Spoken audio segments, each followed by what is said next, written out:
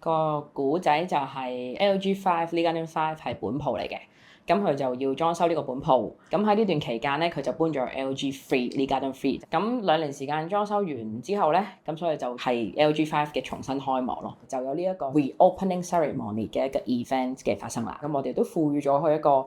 theme 就係叫做homecoming 啦，佢哋再一次去到呢一個新嘅裝修好咁靚嘅一個新鋪嗰度，咁就好似翻自己屋企，本身個鋪頭佢好似一個法式 style 嘅 architect 嘅一間屋咁樣嘅，咁佢嗰個second level 有酒吧啦，有好多 sofa seats 啦，咁所以唔係話純粹係出街只係 homecoming 嘅呢個 theme， 係佢真係似一間屋企，即係我哋想嚟到嘅客仔佢 feel like 佢翻去一個裝修好美輪美奐咗嘅大宅，但係又可以欣賞 Cartier 嘅新嘅一啲 jewelry pieces 咁樣咯。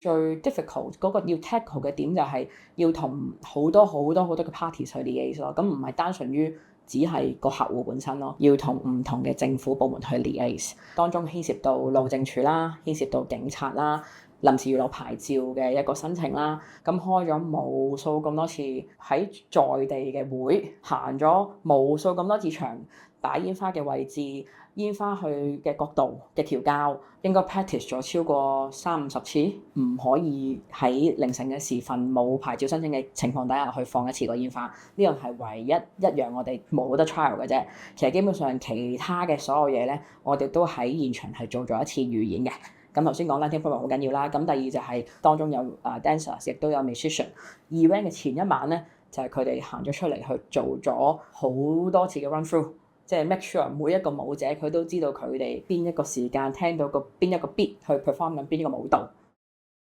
我哋唔單純於只係 3D rendering 嘅創作，我哋唔係淨係一個平面畫面上邊為咗呢件事咧，我哋做咗一個 video 嘅。而嗰個 video 咧係講緊成個外牆嘅燈光啦，再配合我哋 Counter Propose 嘅煙花啦，配合埋鋪入邊可能有啲 VM 嘅 structure 嘅一啲燈光嘅變換咧，我哋做咗個 approximately 差唔多1分鐘嘅片，預演一次呢一次嘅 opening。所以一個成功，即係今次呢一個成功嘅活動，其實係唔係講緊嗰一個 moment， 嗰一個瞬間，唔同嘅 parties 一齊共同嘅重複嘅 rehearsal 先可以得到當日呢個活動嘅成功。